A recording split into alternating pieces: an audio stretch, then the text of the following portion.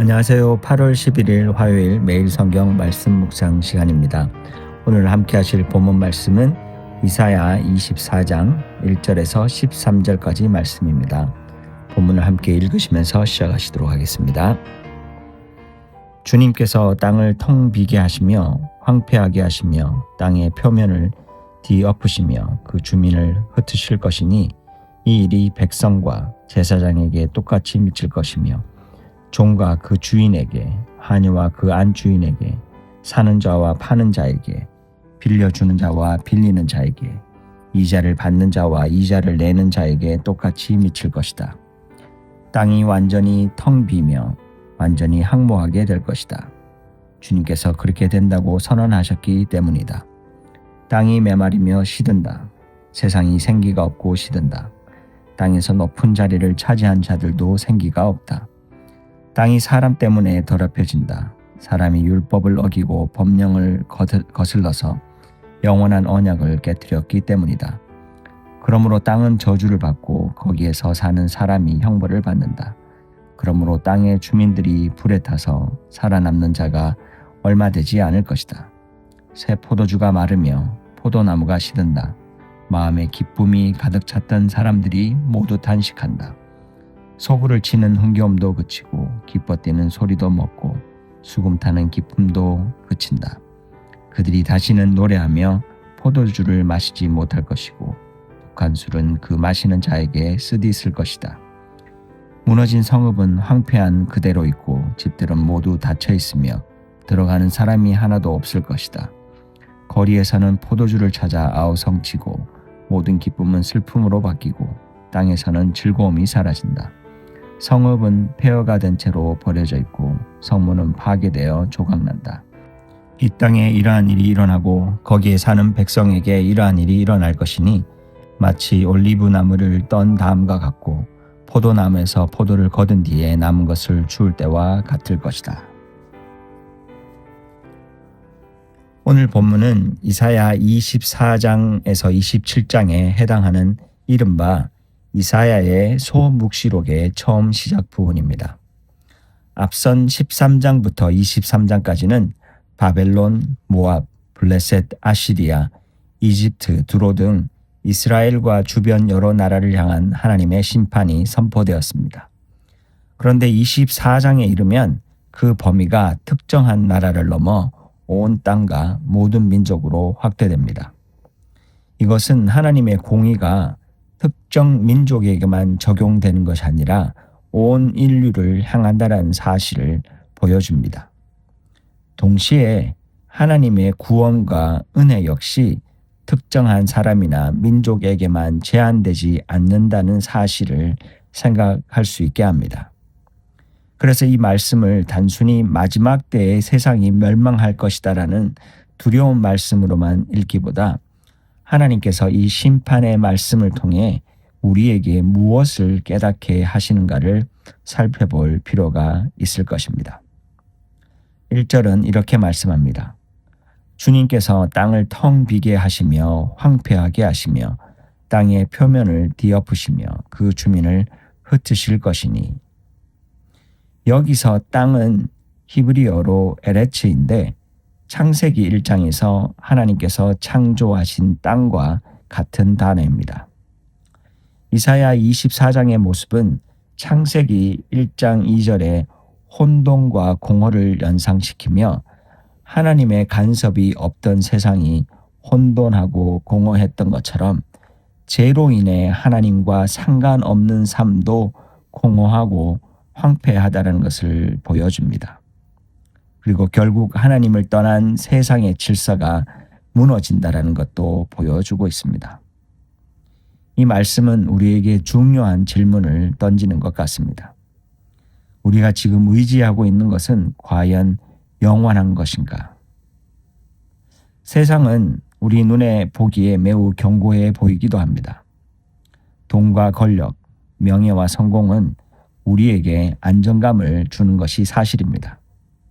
하지만 이사야 24장은 우리가 영원할 것이라고 생각하는 이 세상도 결국 하나님의 심판 아래 있다는 사실을 보여줍니다. 그래서 우리는 세상의 화려함 자체보다 세상을 주관하시는 하나님을 바라보아야 할 것입니다. 그래서 오늘 우리는 무엇을 바라보며 살아가고 있는지 돌아볼 필요가 있습니다. 2절에서는 다양한 사람들이 열거됩니다. 백성이나 제사장, 종이나 주인, 하녀나 안주인, 사는 사람이나 파는 사람, 빌려주는 사람이나 빌리는 사람, 이자를 받는 사람이나 이자를 내는 사람. 여기에는 사회의 모든 계층들이 등장합니다. 하나님의 심판 앞에서는 높은 사람과 낮은 사람, 가진 사람과 가지지 못한 사람의 구분이 의미를 잃습니다. 우리는 세상을 살아가면서 더 높은 위치에 올라가고 더 많이 가지면 인생이 안전해질 것이라고 생각합니다. 그래서 끊임없이 비교하고 경쟁합니다. 하지만 이 말씀은 세상의 기준이 영원한 기준이 아니라는 것을 명확하게 보여줍니다. 하나님 앞에서 중요한 것은 내가 얼마나 많이 가졌는가가 아닙니다. 내가 얼마나 높은 자리에 있었는가도 아닙니다. 결국 중요한 것은 나에게 하나님은 어떤 분이며 나는 그분의 말씀을 어떻게 여기며 살아가고 있는가입니다. 세상에서 아무리 화려한 삶을 살아도 하나님이 없다면 그 화려함은 영원하지 않습니다.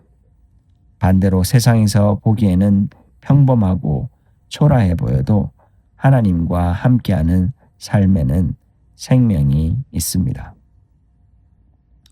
7절에서 9절은 포도주와 음악과 즐거움이 사라지는 모습을 보여줍니다. 여기서 포도주나 음악 자체가 나쁘다는 뜻은 아닙니다. 이사야가 보여주는 것은 하나님을 떠난 세상의 기쁨이 영원한 만족을 줄 수 없다는 사실을 이야기하는 것입니다. 우리는 부가 있으면 행복할 것이라 생각하고 성공하면 만족할 것이라 생각합니다. 좋은 관계와 안정된 삶을 가지면 마음이 채워질 것이라고 착각하기도 합니다. 그러나 세상의 어떤 것도 하나님을 대신할 수는 없습니다. 오늘 우리도 다시 한번 자신에게 물어볼 필요가 있습니다. 나는 무엇으로 내 마음의 만족을 얻으려고 하는가? 결국 하나님 없는 화려함은 우리를 만족시키지 못합니다. 1절부터 12절까지 읽으면 모든 것이 무너지는 것처럼 보입니다. 그런데 13절에서 중요한 이미지가 등장합니다. 이 땅에 이러한 일이 일어나고 거기에 사는 백성에게 이러한 일이 일어날 것이니 마치 올리브 나무를 떤 다음과 같고 포도나무에 포도를 거둔 뒤에 남은 것을 주울 때와 같을 것이다. 이 말씀은 심판 가운데 남겨진 소수의 남은 자를 보여주는 이미지로 이해할 수 있습니다. 모든 것이 사라지는 것처럼 보여도 하나님께서는 완전히 끝내지 않으십니다. 그리고 내일 본문인 14절부터는 그 남은 자들의 찬양이 이어집니다. 이것이 이사야 24장의 중요한 흐름입니다. 하나님께서는 심판 가운데서도 남은 자를 두시고 그들을 통해 다시 찬양을 일으키십니다. 우리의 삶에서도 모든 것이 무너지는 것처럼 느껴질 때가 있을 것입니다. 내가 의지하던 것들이 사라지고 내가 가진 힘으로는 아무것도 해결할 수 없다는 사실을 깨닫게 될 때도 있습니다. 그때 우리는 비로소 알게 됩니다. 내가 가진 것이 나를 지켜주는 것이 아니라 하나님이 나를 지키고 계셨다는 것을 말입니다. 그래서 때로는 하나님께서 우리의 손에서 세상의 것들을 내려놓게 하시면서 다시 하나님 한 분을 바라보게 하십니다. 오늘 본문은 우리에게 세상의 화려함을 무조건 거부하라고 말하는 것이 아닙니다. 오히려 더 근본적인 질문을 던집니다. 너는 무엇을 의지하며 살아가고 있느냐? 하나님 없는 화려함은 결국 공허합니다. 그러나 하나님과 함께하는 삶은 세상에서 보기에는 초라해 보여도 그 안에 생명과 생기가 있습니다. 그래서 오늘 우리는 선택해야 할 것입니다. 내가 가진 것보다 하나님이 더 소중히 여기시는 것들을 더 소중히 여기고, 내가 이루어 놓은 것보다 하나님이 이루신 은혜의 역사와 언약을 더 중요하게 여기며, 세상이 주는 만족보다 하나님 안에서 얻는 참된 만족을 구해야 할 것입니다. 이사야 24장은 우리에게 세상의 끝을 보여주기 위해서만 주어진 말씀이 아닙니다. 오히려 영원하지 않은 것을 내려놓고 영원하신 하나님을 바라보게 하는 말씀입니다. 오늘 우리의 삶이 화려하지 않아도 좋습니다. 중요한 것은 하나님께서 나와 함께 하시는가입니다. 하나님 없는 화려함보다 하나님과 함께하는 삶을 선택하는 것, 그것이 오늘 이 말씀 앞에서 우리가 붙들어야 할 믿음의 결단이라고 생각하게 됩니다. 오늘도 그 결단의 마음으로 함께 기도하며 나아가겠습니다. 하나님 아버지, 오늘도 이 말씀을 통해 하나님께서 우리 가운데 무엇을 말하기를 원하시는지 보게 하시니 감사함을 드립니다.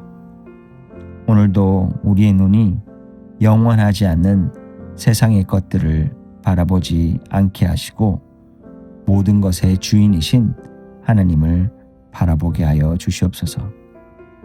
세상의 성공과 인정이 우리의 기준이 되지 않게 하시고, 하나님과 함께하는 삶을 가장 소중하게 여기는 우리의 삶들이 되게 하여 주시옵소서. 우리의 삶이 흔들릴 때도 하나님께서 여전히 일하고 계심을 믿게 하시며, 오늘도 하나님 한 분만을 의지하며 살아가는 귀한 하루가 되게 하여 주시옵소서. 오늘도 그렇게 우리를 도우실 하나님을 기대하고 찬양하며 예수님 이름으로 기도합니다.